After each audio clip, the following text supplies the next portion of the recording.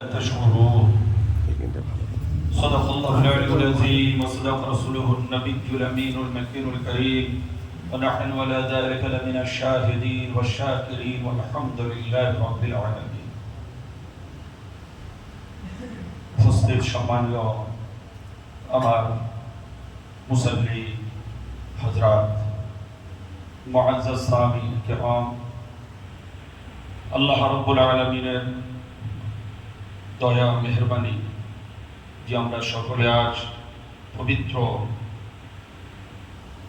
আশুরা পাকের আগের এই জুমায় সকলে সমবেত হওয়ার সৌভাগ্য লাভ করেছি বলুন আলহামদুলিল্লাহ। আগামীকাল পবিত্র আশুরা রাত এবং দিন হচ্ছে রবিবার, অর্থাৎ শনি এবং রবি এই দুটো রোজা আছে। আপনারা যদি শরীর আপনাদের সুস্থ থাকে তাহলে ইনশাআল্লাহ রোজা রাখার চেষ্টা করবেন। আজ পবিত্র মাহে মুবারকের দ্বিতীয় জুমা, মাহে গমে হোসেন। আমরা জানি যে পৃথিবীর বুকে এই মাহে মুবারকে আশুরার দিন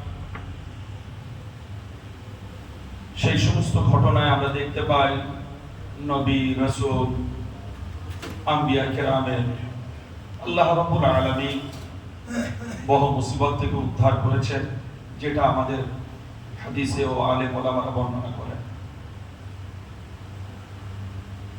কিন্তু সেই মুসিবতের মধ্যে তারা উদ্ধার হয়েছে। আর আমার দয়ার নবীর উম্মত তার রেখে যাওয়া নাজাতের তরী আহলে বাইত,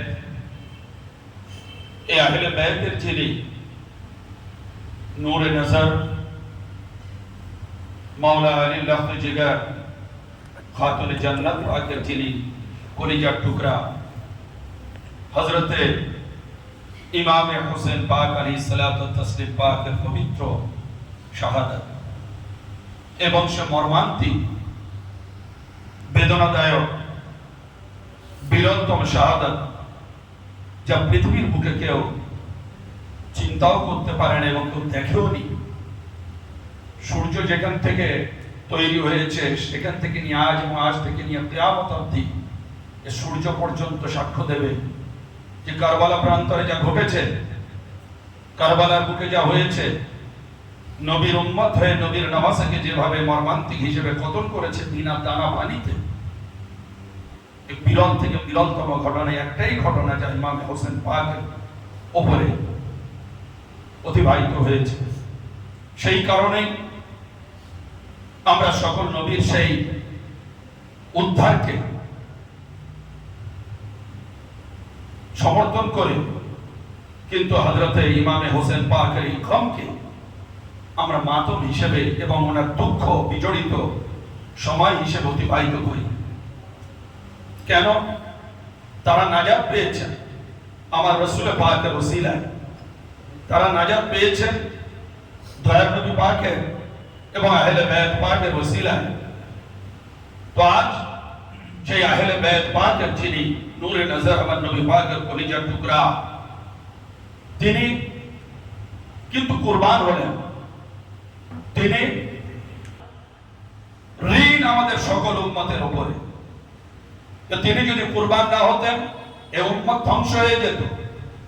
এই উম্মতের মধ্যে নামাজ রোজা হজ যাকাত সব থাকতো, কিন্তু ঈমানটা থাকতো না। রাসূল পাকের প্রতি যে ভক্তি ভালোবাসা মহব্বত দ্বীন ইসলাম শরীয়তের যেটা আসল নির্যাস সেটা থাকতো না। কিন্তু তথাপি কারবালা প্রান্তর থেকে আজ এবং আজ থেকে নিয়ে কিয়ামত অবধি ইসলাম দুটো ভাগে ভাগ হয়ে গিয়েছে।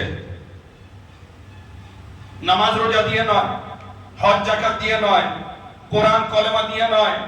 কোরআন কলেমা নামাজ রোজা হজ যাকাত সবই করে, সবাই করে, সবাই মুসলমান। যে কলমা পড়েছে সে মুসলমান।